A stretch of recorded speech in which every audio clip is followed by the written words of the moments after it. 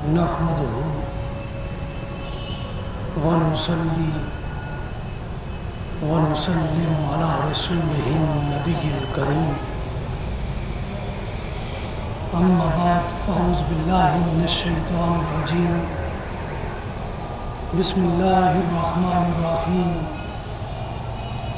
وأقيموا الصلاة وآتوا الزكاة واركعوا مع الراكعين صدق الله العلي العظيم وصدق رسوله النبي الكريم۔ معزز حاضرین و ناظرین گرامی قدر، عزیز طلباء و طالبات، ہمارا آج کا موضوع ہے الصلاۃ معراج المؤمنین کی نعمت کا حصول کیوں اور کیسے۔ اس حوالے سے باری تعالیٰ نے ارشاد فرمایا اقیموا الصلاۃ، نماز قائم کرو اور زکوٰۃ ادا کرو اور رکوع کرنے والوں کے ساتھ رکوع کرو۔ حاضرین و ناظرین گرامی قدر، جب ہم نماز کی فضیلت و اہمیت کے حوالے سے دیکھتے ہیں تو نماز ہمیں دین کا ستون نظر آتی ہے، یہ ایمان کا نور ہے اور یہ سینوں کے لیے شفا ہے اور یہ یاد مولا کا ذریعہ ہے اور یہ قرب الہی کا سبب ہے اور یہ معرفت خداوندی کی سبیل ہے۔ یہ بے حیائی سے بچاتی ہے اور فحش و عریانی سے محفوظ کرتی ہے، یہ بد اخلاقی سے منع کرتی ہے اور انسان کو اعلیٰ صفات خلق کا حامل بناتی ہے، یہ انسانی نفس کو برائیوں سے روکتی ہے، یہ ہر شر کے لیے سد راہ بنتی ہے۔ یہ نماز بنیاد اسلام ہے اور یہ بقائے ایمان ہے۔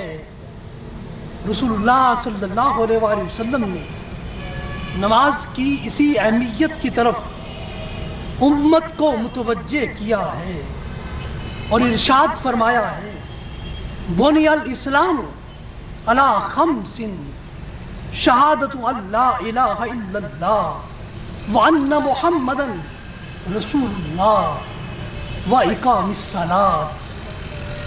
اسلام کی بنیاد 5 چیزوں پر رکھی گئی ہے، ان میں سے ایک نماز ہے اور ایک اور حدیث مبارکہ میں رسول اللہ صلی اللہ علیہ وآلہ وسلم نے فرمایا کہ نماز مسلمان کی پہچان ہے اور نماز بندے کی شان بندگی کا اظہار ہے اور نماز کا ترک عمدن اور قصدن کفر ہے اور مسلمان اور کافر کے درمیان وجہ امتیاز نماز ہی ہے۔ بندے کی بندگی نماز ہی سے فروغ اور بقا پاتی ہے، اس لیے رسول اللہ صلی اللہ علیہ وآلہ وسلم نے ارشاد فرمایا لیس بین العبد وبین الکفر الا ترک الصلاۃ۔ ایک مومن اور ایک کافر کے درمیان حد فاصل نماز ہے۔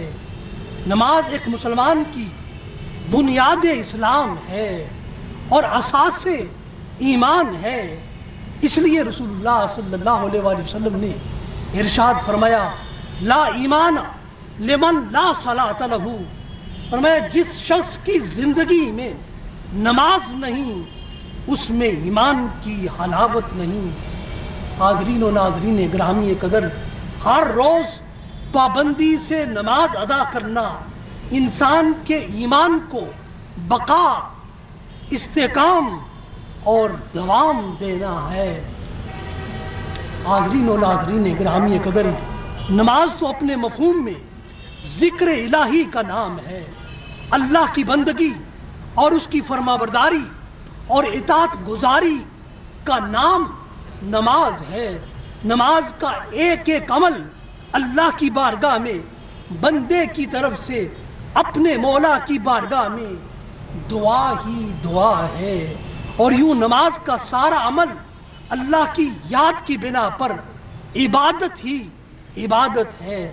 نماز میں بندہ انتہائی خشوع و خضوع کے ساتھ اپنے رب کو یاد کرتا ہے اور اس کے سامنے اپنی بے بسی، عاجزی اور انکساری کا اظہار کرتا ہے اور اپنی بندگی اور فرمانبرداری کا ثبوت دیتا ہے۔ حاضرین و ناظرین گرامی قدر، اس کائنات میں ہر خلق اللہ کی عبادت اور اس کی یاد میں محو اور مصروف ہے۔ اس لیے باری تعالیٰ نے سورہ نور کی آیت نمبر 41 میں ارشاد فرمایا، أَلَمْ تَرَى أَنَّ اللَّهَ يُسَبِّحُ لَهُ مَنْ فِي السَّمَاوَاتِ وَالْأَرْضِ وَالطَّيْرُ صَافَّاتٍ كُلٌّ قَدْ عَلِمَ صَلَاتَهُ وَتَسْبِيحَهُ وَاللَّهُ عَلِيمٌ بِمَا يَفْعَلُونَ۔ کیا تم نے نہیں دیکھا ہے کہ جو کوئی بھی آسمانوں اور زمین میں ہے وہ سب اللہ ہی کی تسبیح کرتے ہیں، اور پرندے بھی فضاؤں میں پر پھیلائے ہوئے ہیں اور اس کی تسبیح کرتے ہیں، اور ہر ایک اللہ کے حضور اپنی نماز اور تسبیح کو جانتا ہے، اور اللہ خوب جانتا ہے جو وہ عمل کرتے ہیں۔ حاضرین و ناظرین گرامی قدر، اس کائنات خلق کی حقیقت یہ ہے کہ ہر خلق اللہ کی بارگاہ میں حمد و صلات کا وظیفہ اور عمل اختیار کرتی ہے۔ ہر خلق کے اس عمل کو قرآن ان الفاظ میں کل قد علم صلاتہ و تسبیحہ کے ساتھ بیان کرتا ہے۔ کس قدر تعجب انگیز عمل ہے کہ ایک انسان ساری خلق سے ہٹ کر خود کو نماز سے محروم کر دے، جبکہ ساری خلق رب کی حامد اور شاکر ہے، اور یہ انسان اشرف الخلق ہو کر رب سے دور رہتا ہے اور اس سے بیگانہ رہتا ہے۔ نماز کا مقصود تو اللہ کو یاد کرنا ہے، اور اللہ کی یاد ہر انسان اور ہر مسلمان کی روح کی غذا ہے۔ اس لیے باری تعالیٰ نے انسان کو حکم دیا ہے، اقم الصلاۃ لذکری، فرمایا میری یاد کی خاطر نماز کو قائم کرو۔ حاضرین و ناظرین گرامی قدر، نماز کی صورت میں یاد الہی کا اہتمام کرنا ہمیشہ اہل ایمان کا شیوائے حیات رہا ہے، اور انسانی زندگیوں میں یاد الہی کے اس انتظام اور اس اہتمام کی اولی ذمہ داری والدین کی ہے، جو اپنی اولاد کو بڑی محبت سے ان کی پرورش کرتے ہیں اور ان سے لمحہ بلمحہ اور دم بدم پیار کرتے ہیں، اور پھر اس پیار کا صلہ ان کی فرمانبرداری اور اطاعت گزاری کی صورت میں دیکھنا چاہتے ہیں۔ اپنی اولادوں میں فرمانبرداری کا پھل دیکھنے کے لیے ضروری ہے کہ ان کو سب سے پہلے اپنے مولا کی فرمانبرداری سکھائی جائے۔ اس لیے قرآن کہتا ہے وَقَانَ يَأْمُرُ أَهْلَهُ بِالصَّلَاةِ، سورہ مریم کی آیت نمبر 55 میں وہ اپنے گھر والوں کو نماز کا حکم دیتے ہیں۔ حاضرین و ناظرین گرامی قدر، یہ نماز ہی بندے کا سب سے بڑا اور سب سے عظیم عمل صالح ہے، اور یہی عمل صالح ہی انسان کی دنیاوی فلاح اور اخروی نجات کا باعث ہے۔ اس لیے والدین کو رسول اللہ صلی اللہ علیہ وسلم نے حکم دیا ہے، فرمایا مرو بالصلاۃ وہم ابناء 7 سنین وضربوہم علیہا وہم ابناء 10 سنین۔ سنن ابی داؤد میں فرمایا اپنی اولادوں کو نماز کا حکم دیا کرو جب وہ 7 سال کی عمر کو پہنچیں، اور پھر جب 10 سال کی عمر کو پہنچ جائیں پھر بھی نماز میں کوتاہی کریں تو ان پر سختی کرو۔ حاضرین و ناظرین گرامی قدر، والدین کو خود بھی نماز پر سختی سے عامل ہونا چاہیے اور اپنی اولاد کو بھی نماز کی ادائیگی کا پابند کرنا چاہیے، اور یہی عمل ہی ان کی بندگی مولا کا تقاضا ہے، اور ہمیشہ یہی دعائے مواظبت صلاۃ ان کے لبوں میں مچلتی رہنی چاہیے۔ رب اجعلنی مقیم الصلاۃ ومن ذریتی ربنا وتقبل دعا۔ اے میرے رب مجھے اور میری اولاد کو نماز قائم رکھنے والا بنا دے۔ اے ہمارے رب تو ہی ہماری دعا کو قبول کرنے والا ہے۔ حاضرین و ناظرین گرامی قدر، یہ قیام صلاۃ کا عمل ہی ایک گھرانے کے لیے دنیا کی فلاح اور آخرت کی نجات کا باعث ہے۔ والدین کی سب سے بڑی ذمہ داری یہ ہے کہ وہ اپنے گھر میں اقامت صلاۃ کا عمل قائم کریں، وہ خود بھی نماز پڑھیں اور اپنی اولادوں کو بھی نماز پڑھنے کا حکم دیں۔ کوئی تصور، کوئی خیال، کوئی فکر، کوئی مجبوری اور کوئی معاشرتی روایت ان کے لیے اس فعل صلاۃ کے قیام اور دوام میں رکاوٹ نہ بننے پائے، اور ان کی آج کی یہ دنیاوی غفلت کل کی ہلاکت ہے، اور ان کا آج اس عمل سے صرف نظر کرنا خود کو اور اپنی اولاد کو دوزخ کا ایندھن بنانا ہے۔ اس لیے ارشاد فرمایا یا ایھا الذین آمنوا قوا انفسکم واہلیکم نارا۔ اے ایمان والو، تم اپنے آپ کو اور اپنے اہل و عیال کو اس آگ سے بچاؤ۔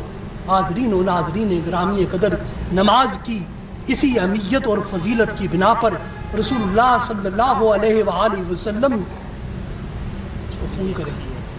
نماز کی اسی اہمیت اور فضیلت کی بنا پر رسول اللہ صلی اللہ علیہ وآلہ وسلم نے نماز کے عمل کو دین کا ستون اور دین کا رکن ٹھہرایا ہے۔ اس لیے ارشاد فرمایا الصلاۃ عماد الدین۔ رسول اللہ صلی اللہ علیہ وآلہ وسلم نے نماز کو دین کا ستون قرار دیا ہے۔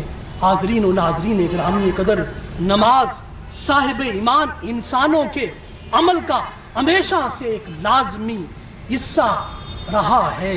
اس عمل صلاۃ کی تبلیغ اور ترویج جملہ انبیاء علیہ السلام اپنی امتوں کو کرتے رہے ہیں۔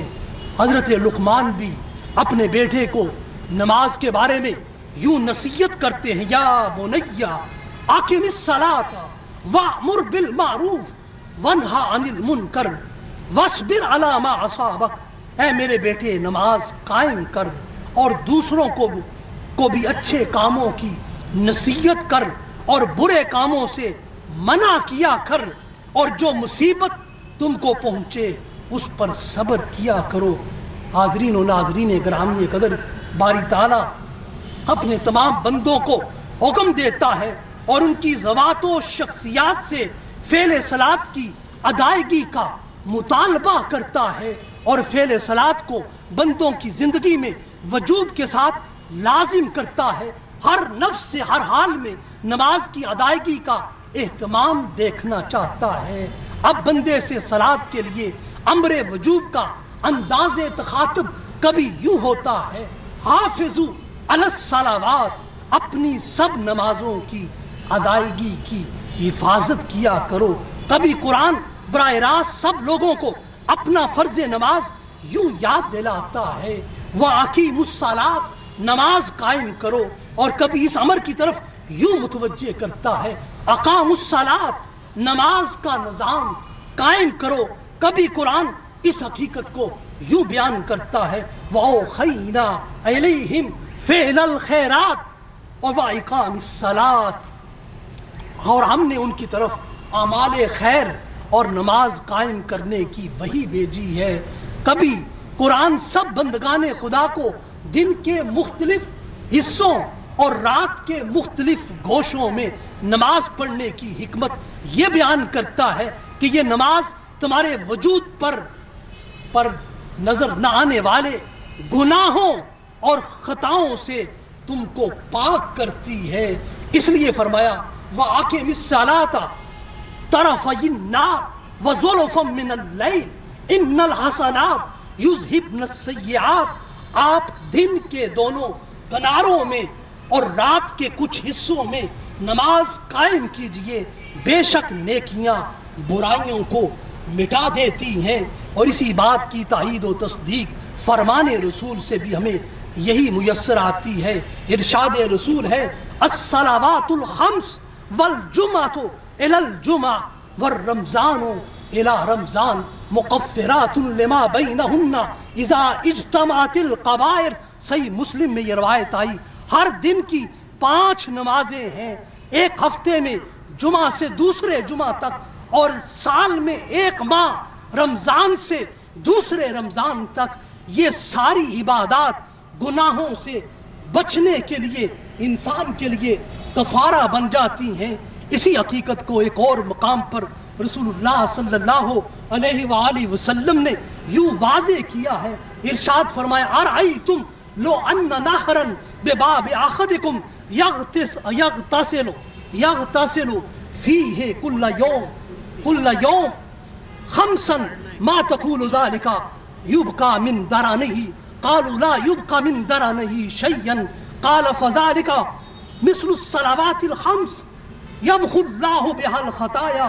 کیا تم دیکھتے ہو اگر کسی گھر کے سامنے نہر بہ رہی ہو جس میں وہ روزانہ 5 وقت غسل کرتا ہو، 5 وقت غسل کرتا ہو، کیا اس کے باوجود اس کے جسم پر کوئی میل کچیل باقی رہ جائے گی؟ صحابہ اکرام نے عرض کیا نہیں، اس کے جسم پر کچھ بھی میل باقی نہیں رہے گی۔ اس پر رسول اللہ صلی اللہ علیہ وسلم نے فرمایا یہی 5 نمازوں کی مثال ہے کہ اللہ تعالیٰ ان کے ذریعے گناہوں کو مٹا دیتا ہے۔ گویا 5 وقت کی نماز کا اہتمام ایک مسلمان کے وجود کو باطنی پاکیزگی عطا کرتا ہے اور اس کی روح کو اجلا اور شفاف کرتا ہے اور اس کے باطن میں نور پیدا کرتا ہے اور اس کی روح کو گناہوں کی سیاہی سے صاف کرتا ہے، حتیٰ کہ عمل صلاۃ سے روح کا تزکیہ اور تصفیہ ہو جاتا ہے، روح مقام علیٰ پر فائز ہو جاتی ہے۔ اس لیے قرآن ایسی نماز پڑھنے والوں کو تزکیہ نفس کی خوشخبری سناتا ہے۔ فرمایا قد افلح من تزکا وذکر اسم ربہ، بلا شبہ وہی شخص بامراد ہوا جس نے اپنے آپ کو پاک کر لیا۔ اور حاضرین و ناظرین گرامی قدر، قد افلح من تزکا وذکر اسم ربہ کے ذریعے سے یہ بات سمجھائی جا رہی ہے کہ نماز انسان کا تزکیہ کرتی ہے اور انسان کو پاک کرتی ہے۔ نماز ایک مسلمان کی زندگی میں ایک ایسا عمل ہے جس میں اس کی دنیاوی فلاح و بہبود بھی ہے، اس کی اخروی نجات اور کامیابی بھی ہے۔ اس لیے قرآن نماز کے اہتمام کو ایک مسلمان کی زندگی میں لازمی طور پر دیکھنا چاہتا ہے، اس لیے وہ عمل صلاۃ کے وجوبی حکم کو مختلف اسلوب اور پیرائے میں بیان کرتا ہے تاکہ اس حکم پر لازمی عمل ہو جائے اور اس کے فوائد بھی بندے پر عیاں ہو جائیں۔ اس لیے قرآن اپنے قاری سے یوں کہتا ہے اقم الصلاۃ لدلوک الشمس الی غسق اللیل، آپ سورج کے ڈھلنے سے لے کر رات کی تاریکی تک نماز کو قائم فرمائیں۔ حاضرین و ناظرین گرامی قدر، اب اس آیہ کریمہ میں لدلوک الشمس میں ظہر اور عصر کا وقت مراد لیا جا رہا ہے اور الی غسق اللیل میں مغرب، عشاء اور فجر کی نماز آ جاتی ہے۔ اب اس آیہ کریمہ میں صیغہ امر حاکم واحد کے لیے ہے۔ رسول اللہ صلی اللہ علیہ وسلم کو نماز قائم کرنے کا حکم دیا جا رہا ہے اور آپ کی وساطت سے पूरी उम्मत को नमाज कायम करने का पाबंद किया जा रहा है। इसीलिए कुरान ने तकरीबन 80 से जायद मकामात पर कुरान में बार बार सलात का जिक्र किया है, और जिसके ज़रिए से उम्मत को इनफरादी तौर पर और इज्तिमाई तौर पर क़याम सलात का हुक्म दिया गया है। और इस हुक्म सलात की तकरार इसकी अहमियत को, इसकी फजीलत को इंसानी जहनों में उजागर करती है कि ये अमल सलात किसी हाल में भी तर्क नहीं किया जा सकता, और इसके इख्तियार करने में इंसानियत के लिए सरासर खैर ही खैर, भलाई ही भलाई, नफ़ा ही नफ़ा है, और इसके तर्क करने में इंसानियत के लिए तबाही है, हलाकत है और बर्बादी है। हाज़रीन व नाज़रीन गिरामी कदर, ये नमाज बंदे को, उसकी ज़िंदगी को बदल देती है, और उसकी ज़िंदगी में एक ज़बरदस्त तग़य्युर व तब्दीली और तहर्रुक व इनक़िलाब बपा कर देती है। एक इंसान व मुसलमान की ज़िंदगी का सबसे बड़ा असासा वक्त है, और वक्त ही हयात है, और वक्त का बेहतरीन इस्तेमाल इंसानी शख्सियत की कदर व कीमत है। वक्त का मुनज़्ज़म और मुस्तहकम इस्तेमाल ही इंसान को कामयाब इंसान बनाता है, और वक्त का ज़िया करना इंसान को तबाह व बर्बाद कर देता है। इंसानी ज़िंदगी में सबसे आला सिर्फ वक्त की पाबंदी की आदत है, और इंसान की शख्सियत को सबसे ज़्यादा मजबूत और वक्त का पाबंद करने वाला अमल ही अमल सलात है। इसलिए बारी ताला ने कुरान हकीम में इरशाद फरमाया, इन्न सलाता कानत अलल मोमिनीना किताबन मौकूता, बेशक नमाज मोमिनों पर मुकर्रा वक्त के एतबार से, के हिसाब से फ़र्ज है। हाज़रीन व नाज़रीन गिरामी कदर, इंसान की शख्सियत साजी में वक्त इंतहाई अहम किरदार अदा करता है। बारी ताला ने वक्त की पाबंदी की आदत अहले ईमान को अमले सलात के ज़रिए से बता भी दी है और सिखा भी दी है, और नमाज की अदायगी के लिए किताबन मौकूता की शर्त बंदे को रब की याद की मेराज में हमेशा रखती है, और याद इलाही की एक मेराज अमूमी है, जिसका जिक्र कुरान यूं करता है, वज़्कुरुल्लाह ज़िक्रन कसीरा, और याद इलाही की दूसरी मेराज खुसूसी है, जिसके लिए बड़े हकीमाना असलूब में औकाते सलात का तयन कर दिया है। एक वक्त फजर है, जब इंसान रात भर के सुकून और आराम के बाद सुबह सादिक के वक्त बेदार होता है, तो उसकी तबीयत में ताजगी, बशाशत, शगुफ्तगी और वारफ्तगी की कैफियत मौजन होती हैं। नमाज फजर वस्ले मौला के कैफो सुरूर को जिला बख्शती है, और कुर्बो मार्फत इलाहिया की कैफियत में इजाफा करती है, और बंदे को वज़्कुर इस्म रब्बिक व तबत्तल इलैहि तब्दील के आलम में वजद में लज्जते विसाल से आशना करती है। फिर दिन भर की मेहनत व मुशक्कत के बाद, ज़वाले शम्स के बाद, फिर मौला के हज़ूर लाजमी हाज़री का वक्त आ जाता है। इंसान की तबीयत कसलमंदी, सुस्ती और थकन दूर करने के लिए वक्त ज़ोहर में फिर नमाज को रख दिया है।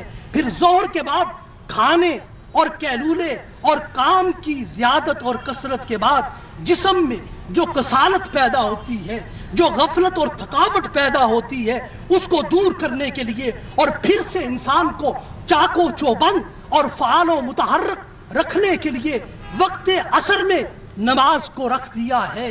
नमाज असर के बाद जब दिन सिमटने लगता है और सूरज मगरब की जानिब अपना सफर शुरू कर देता है और शफक की सुर्खी की सूरत में गुरूब होने लगता है और दिन अपने उजाले समेट लेता है और हर तरफ शफक के साए फैल जाते हैं, तो इंतकाले वक्त के इस खूबसूरत संगम पर और नुक्ताए इत्तिसाल पर बारी ताला ने वक्त मगरब में नमाज को रख दिया है। फिर जब रात की तारीकी हर तरफ फैल जाती है और इंसान दिन भर की थकान और दरमांदगी को دور کرنے لگتا ہے اور بستر خواب پر دراز ہونے کو اس کا جی چاہنے لگتا ہے، تو اس وقت کو عشاء کی نماز کے ساتھ منسلک کر دیا ہے۔ اب ساری رات عشاء کی نماز کا وقت رہتا ہے اور پو پھوٹنے اور سپیدائے سحر نمودار ہونے تک صلاۃ عشاء کا وقت جاری و ساری رہتا ہے، اور عشاء کے آخری پہر کو رات کی خلوتوں میں سو کر آرام کر کے بیدار ہونے کے وقت کو وقت تہجد بنا دیا ہے، اور اس صلاۃ کو بندوں پر فرض نہیں کیا ہے بلکہ صلاۃ تہجد کو نفل رکھا ہے۔ اور یہ ترغیب اپنے نبی کی سنت کے ذریعے ہر ایک کو دی ہے کہ قرب الہی اگر چاہتے ہو، وصل الہی اگر چاہتے ہو، اور اپنی نماز کی معراج کو پانا چاہتے ہو، تو وقت تہجد اللہ کے حضور حاضر ہو جایا کرو، اور اس وقت کا سجدہ تمہیں قربتوں کے اعلیٰ مقامات تک پہنچاتا ہے۔ تو حاضرین و ناظرین گرامی قدر، نماز یہ اپنے مولا سے راز و نیاز کی باتیں کرنے کا ایک وقت ہے، اور ہر نماز اور بالخصوص وقت تہجد اپنے مولا کو اپنے دکھڑے سنانے کا وقت ہے۔ یہ وقت اس کی معرفت اور قربت کے سمندروں میں اپنے وجود کو موجزن کرنے کا وقت ہے۔ یہ وقت نماز کے ذریعے اپنی منزل معراج کو پانے کا وقت ہے، اور یہ وقت ان تعبد اللہ کأنک تراہ، رب کے حسن مطلق کی دید کرنے کا وقت ہے، اور اس کی حسن ذات اور حسن صفات کے آثار سے خود کو سرشار کرنے کا وقت ہے۔ حاضرین و ناظرین گرامی قدر، رسول اللہ صلی اللہ علیہ وسلم کی ذات اقدس کو باری تعالیٰ نے اس زمین پر ہر روز نماز میں مقام معراج کی کیفیات عطا کی ہیں۔ اس لیے رسول اللہ صلی اللہ علیہ وآلہ وسلم کے نزدیک دنیا کی ساری نعمتوں سے بڑھ کر نعمت صلاۃ تھی، اور دنیا کی ہر راحت سے بڑھ کر راحت صلاۃ تھی، اور دنیا کی ہر لذت اور ہر سرور پر تقدم عمل صلاۃ کو حاصل تھا۔ اس لیے رسول اللہ صلی اللہ علیہ وسلم کے نزدیک دنیا کی ہر قرۃ ٹھنڈک پر قرۃ الصلاۃ نماز کی ٹھنڈک فائق تھی۔ اس لیے آپ نے امت کو تعلیم صلاۃ بھی دی ہے اور ترغیب صلاۃ بھی دی ہے، اور اس لیے امت کو تاکید کی ہے وجعلت قرۃ عینی فی الصلاۃ، فرمایا میری آنکھوں کی ٹھنڈک نماز میں رکھی گئی ہے۔ حاضرین و ناظرین گرامی قدر، اس دنیا میں انسان کی حسب حال مختلف چیزیں ٹھنڈک بنتی ہیں۔ کسی کی ٹھنڈک اولاد ہے، کسی کی ٹھنڈک اس کا مال ہے، اور کسی کی ٹھنڈک اس کا عہدہ و منصب ہے، اور کسی کی ٹھنڈک دنیا کی جاگیر ہے، اور کسی کی ٹھنڈک اس دنیا کی آسائشیں ہیں، راحتیں ہیں، مگر نگاہ نبوت میں اس دنیا کی ٹھنڈک قرۃ عینی فی الصلاۃ نماز میں ہے۔ اس لیے جب اس دنیا کی ساری نعمتوں کے باوجود دل بے چین ہوتا ہے، روح یاد مولا کے لیے تڑپتی ہے، اور مقام معراج کے وصل الہی کے وہ لمحات جب یاد آتے تو رسول اللہ صلی اللہ علیہ وسلم حضرت بلال حبشی کو بڑے محبت امیز لہجے میں، بڑے محبت بڑے انداز میں بلاتے اور فرماتے، یا بلال ارخنا بالصلاۃ، اے بلال اذان دے کر نماز کے ذریعے ہمیں راحت پہنچاؤ۔ حاضرین و ناظرین گرامی قدر، آج ہم میں سے ہر کوئی ارخنا کی منزل پر اپنی زندگی میں ہر وقت رہنا چاہتا ہے۔ اس لیے ہمیں اپنی زندگی میں راحت چاہیے، سکون و اطمینان چاہیے، کیف و سرور چاہیے، فرط و انبساط چاہیے، روحانی لذت و سرور چاہیے، اور ان ساری دنیاوی اور اخروی نعمتوں کا اصول اللہ اور اس کے رسول نے اہل ایمان کے لیے عمل صلاۃ میں رکھ دیا ہے۔ اس لیے رسول اللہ صلی اللہ علیہ وآلہ وسلم نے ارشاد فرمایا، الصلاۃ معراج المومنین، نماز میں مومنوں کے لیے معراج رکھی گئی ہے۔ حاضرین و ناظرین گرامی قدر، انسان دو چیزوں کا مرکب ہے، ایک اس میں نفس ہے اور دوسری چیز اس میں روح ہے۔ انسان کا نفس برائی پسند ہے، روح نیکی پسند ہے، نفس کا تقاضا گناہ ہے، روح کا تقاضا بر اور عمل صالح ہے۔ انسانی نفس کا تخلیقی وصف یہ ہے، یہ گناہ، نافرمانی اور فسق و فجور کو پسند کرتا ہے، اور نفس کی یہ حالت نفس امارہ کہلاتی ہے۔ مقربان خدا کے نفس، نفس ملہمہ، نفس لوامہ، نفس راضیہ اور نفس مردیہ کے ارتقائی مراحل طے کر کے نفس امارہ کے حملوں سے محفوظ ہو جاتے ہیں۔ رسول اللہ صلی اللہ علیہ وسلم نے جب واقعہ معراج میں عالم لاہوت سے عالم ملاکوت اور پھر عالم ملاکوت سے عالم ناسوت کی طرف مراجعت کی تو محبوب حقیقی کے انتہائی قرب و وصال کے بعد جدائی کا تصور برداشت کرنا ناممکن تھا، اس لیے یہ مرحلہ فطرتی طور پر رسول اللہ صلی اللہ علیہ وسلم کے لیے شدت اضطراب کا باعث بنا، اور وصل کی لذتوں اور حلاوتوں سے سرشار ہونے کے بعد ہجر و فراق کے لمحات آپ کی طبع مبارک پر گراں گزرے، اور یہ ایک فطرتی معاملہ تھا۔ اس لیے بارگاہ خدا بندی میں عرض کیا، مولا ان قرب و وصال کی نعمتوں کا کچھ مداوع اس دنیا میں بھی ہو جائے۔ باری تعالیٰ نے آپ کی معراج کی آرزوئے وصل کے نظارے کے لیے زمین پر آپ کو معراج کا وہ تحفہ نماز کی صورت میں عطا کیا، اور فرمایا کہ یہ تحفہ وصل مولا کے لیے، آپ کے لیے بھی ہے، آپ کی امت کے لیے بھی ہے، اور جو بھی وصل محبوب کی لذت دیدار سے دو چار ہونا چاہتا ہے، نماز اس کے لیے ذریعہ بن جائے گی، نماز اس کے لیے معراج بن جائے گی۔ ایک بندہ مومن جب اپنی نماز کو معراج بناتا ہے تو اس کو بڑے جتن کرنا پڑتے ہیں۔ سب سے پہلے اپنی نماز کو خشوع و خضوع کے قالب میں ڈالنا پڑتا ہے، اور اس نماز کو معراج المومنین کے پہلے باب المعرفہ پر اسے دستک دینا پڑتی ہے۔ بندہ نماز میں داخل ہوتے ہی اپنی زبان پر کلمات ثنا کو بلند کرتا ہے تو اس پر پہلا باب اس پر المعرفہ کا کھل جاتا ہے، جس کے ذریعے اسے معرفت الہیہ کا خزانہ حاصل ہوتا ہے۔ اب اس کے لیے دوسرا باب الذکر کھلتا ہے، جس میں اس کی زبان کلمات تسمیہ کو ادا کرتی ہے، جس کے ذریعے بندہ ذکر الہی کی نعمتوں کا مستحق اور حقدار بن جاتا ہے۔ پھر بندہ اپنی معراج صلاۃ کے تیسرے باب الشکر پر آتا ہے، اپنی زبان سے الحمدللہ رب العالمین کے کلمات پڑھتا ہے تو اس کا دل شکر و امتنان سے معمور ہو جاتا ہے، اور وہ بارگاہ الہی میں التجا کرتا ہے کہ مولا میرے لیے اپنی رحمت کا دروازہ شکر وا کر دے۔ پھر جب بندہ الحمد کے بعد الرحمن الرحیم کے کلمات زبان سے ادا کرتا ہے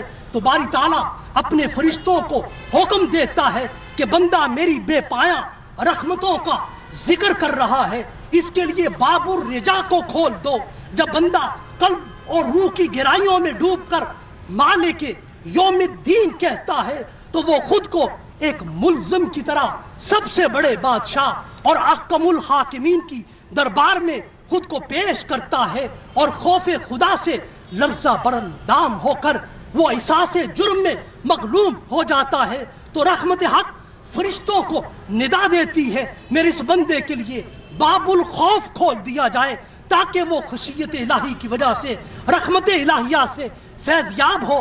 جب بندہ ایاک نعبد و ایاک نستعین کہہ کر اپنی بندگی مولا کا اقرار کرتا ہے تو اس کی بارگاہ سے استعانت کا طلبگار ہوتا ہے تو اس پر باب الاخلاص کھول دیا جاتا ہے، یوں اسے عرفان الہیہ میں اخلاص کی دولت نصیب ہوتی ہے۔ اور اس طرح بندہ جب اہدنا الصراط المستقیم کے کلمات دل کی اتھا گہرائیوں سے کہتا ہے تو اس بندے پر صراط مستقیم سیدھی راہ کا دروازہ جنت کھول دیا جاتا ہے۔ اسی طرح بندہ اپنی نماز میں آگے بڑھتا چلا جاتا ہے اور انعمت علیہم غیر المغضوب علیہم ولا الضالین کے کلمات پڑھتا ہے تو اپنے منہم حقیقی سے اس کے مقام یافتہ بندوں کے زمرے میں شامل ہونے کا تقاضا کرتا ہے، اور وہ لوگ جن پر اس کا غیظ و غضب ہوا ہے اور اس کی راہ سے بھٹک گئے ہیں اور گمراہ ہوئے ہیں، ان سے یہ بندہ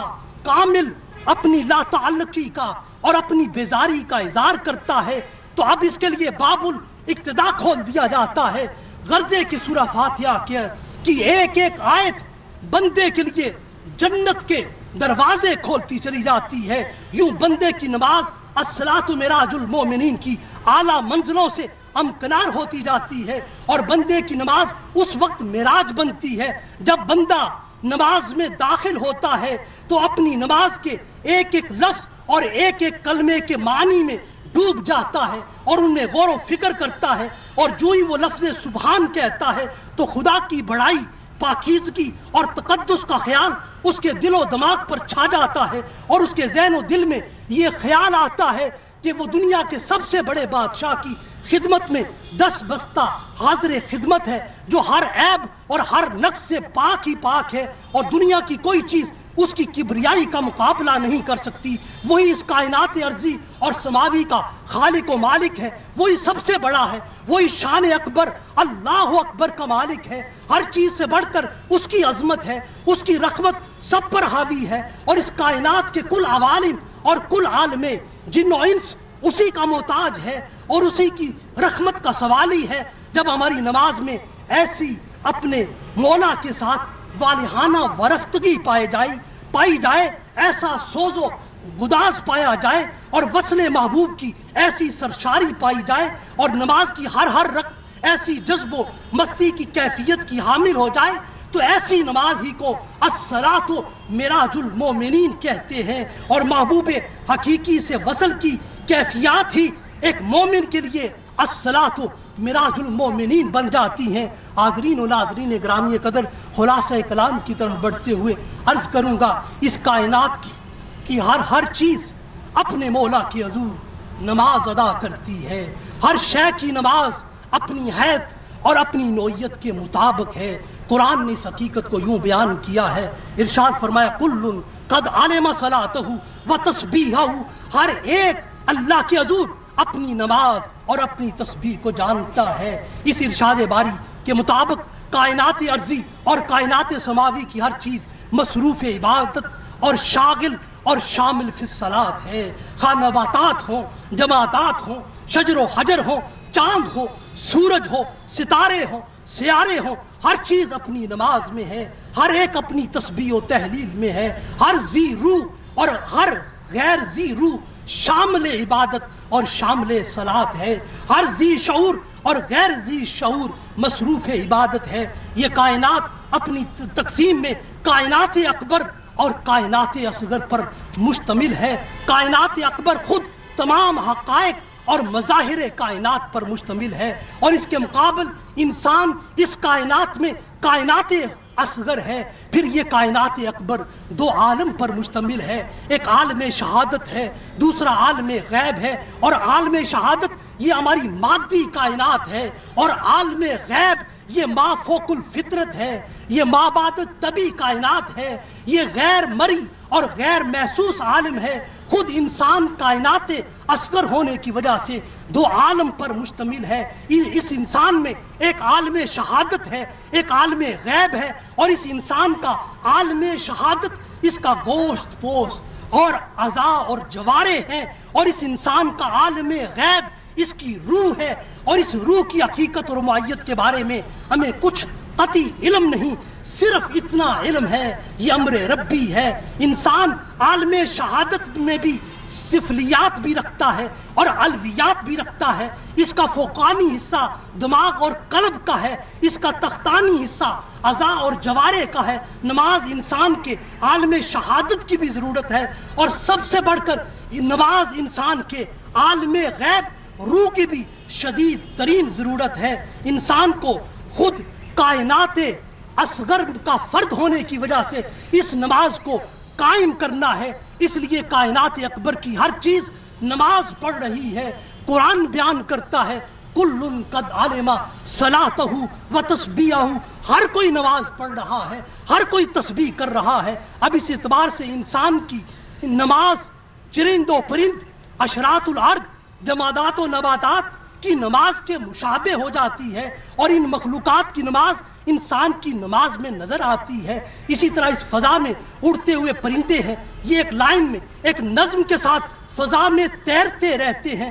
یہی منظر ہمیں انسانوں کی نماز میں ایک صف بندی کی صورت میں، ایک لائن کی صورت میں نظر آتا ہے۔ اسی طرح زمین میں وحوش و بہام چلتے پھرتے ہیں، اشراط الارض رینگتے ہیں۔ ان سب کی نماز کی یہ حالت انسان کی نماز میں قیام و رکوع کی صورت میں ہمیں دکھائی دیتی ہے۔ اسی طرح عالم شہادت میں ہمیں درخت حالت قیام میں ہر طرف دکھائی دیتے ہیں اور یہ زمین پر حالت قیام میں نظر آتے ہیں۔ یہ بھی ایک نماز کی صورت ہے جس میں یہ ہمیں نظر آتے ہیں۔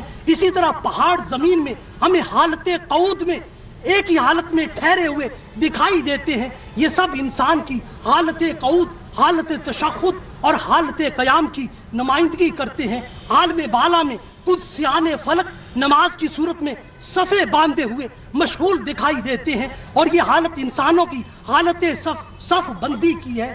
غرضے کی اس کائنات کی ہر چیز اللہ کی عبادت میں اور نماز میں مصروف ہے۔ اب یہ ہر انسان پر لازم ہے کہ وہ اپنی نماز کو الصلاۃ عماد الدین بنائے، اپنی نماز کو اسلام کی عمارت کی شناخت بنائے۔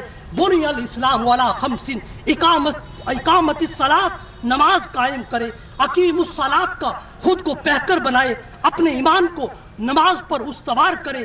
لا ایمان لمن لا صلاۃ لہ، اپنی زندگی کا اور ہر روز کا عمل مسلسل رب اجعلنی مقیم الصلاۃ کو بنائے۔ اپنے بیٹوں کو کلمہ نصیحت یا بنیہ اقیم الصلاۃ کا تکرار کرے اور بار بار اس پر اصرار کرے۔ اپنی نماز کی ہمیشہ حفاظت کرے۔ حافظوا علی الصلوات، اگر وہ صاحب اختیار اور صاحب اقتدار ہو تو اقامت صلاۃ کا فریضہ سر انجام دے اور اللہ کی زمین پر اس نظام صلاۃ کو قائم اور دائم کرے۔ الذین ان مکناہم فی الارض اقاموا الصلاۃ، سنت اسماعیلی کا احیاء کرتے ہوئے ہر روز نماز کا سب گھر والوں سے اہتمام کرے۔ وکان یامر اہلہ بالصلاۃ، نماز کا اہتمام کر کے خود کو دوزخ کا ایندھن بنانے سے بچائے۔ یا ایھا الذین آمنوا قوا انفسکم واہلیکم نارا، نماز کو اپنی اولاد کی شخصیت سازی اور تعمیر ذات کا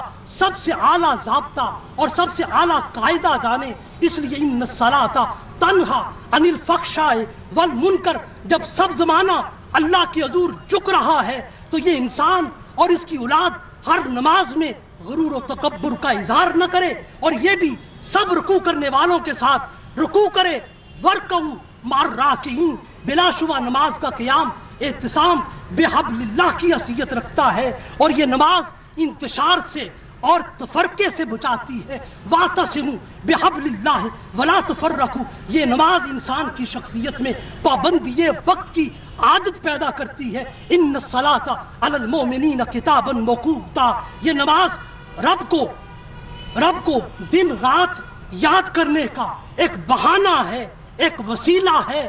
اس لیے یدعون ربہم بالغداۃ والعشی یریدون وجہہ، اور نماز میں کیفیات معراج ان کو ملتی ہیں جو یاد مولا کے لیے اپنے نرم و گداز بچھونے اور بستروں کو چھوڑنے کے لیے آمادہ ہو جاتے ہیں، جو خوف و امید کی کیفیت کے ساتھ اپنے مولا کو پکارتے رہتے ہیں۔ تتجافی جنوبہم عن المضاجع ویدعون ربہم خوفا وطمعا، اور ان لوگوں کی نماز معراج بنتی ہے جو اس کے حضور اپنی راتوں میں حالت سجود میں اور حالت قیام میں نظر آتے ہیں۔ والذین یبیتون لربہم سجدا وقیاما، اور ان کی نمازوں کو باری تعالیٰ الصلاۃ معراج المومنین کے شرف سے نوازتا ہے جو ہر حال میں اس کی رضا اور خوشنودی کے طالب رہتے ہیں۔ تراہم رکعا سجدا یبتغون فضلا من اللہ ورضوانا، اور ان کی نمازوں کو الصلاۃ معراج المومنین بناتا ہے جو اس کے ذکر میں تڑپتے رہتے ہیں اور ہر چیز سے کٹ کر اسی رب کے ہو جاتے ہیں۔ وَاذْكُرِ اسْمَ رَبِّكَ وَتَبَتَّلْ إِلَيْهِ تَبْتِيلًا، باری تعالیٰ ان کی نماز کو معراج بناتا ہے جو اپنے نفس کی خواہشات کو شریعت کے تحت منضبط کرتے ہیں اور ان خواہشات کو خدا نہیں بناتے اور ان خواہشات کی پرستش نہیں کرتے. ارأیت من اتخذ الہ ہواہ، باری تعالیٰ ان کی نماز کو الصلاۃ معراج المومنین بنا دیتا ہے جو رب کی یاد کی خاطر نماز پڑھتے ہیں اور اس کی رضا کو اپنی زندگی کا مقصد جانتے ہیں اور اس کی قربت اور اس کی معرفت کو اپنا سب کچھ مانتے ہیں. جو ان تعبد اللہ کأنک تراہ فإن لم تکن تراہ فإنہ یراک کی کیفیات میں مرغے بسمل کی طرح تڑپتے رہتے ہیں اور اس کی جدائی و فراق میں بے قرار رہتے ہیں، جن کی ہر نماز اس تصور کے گرد گھومتی ہے.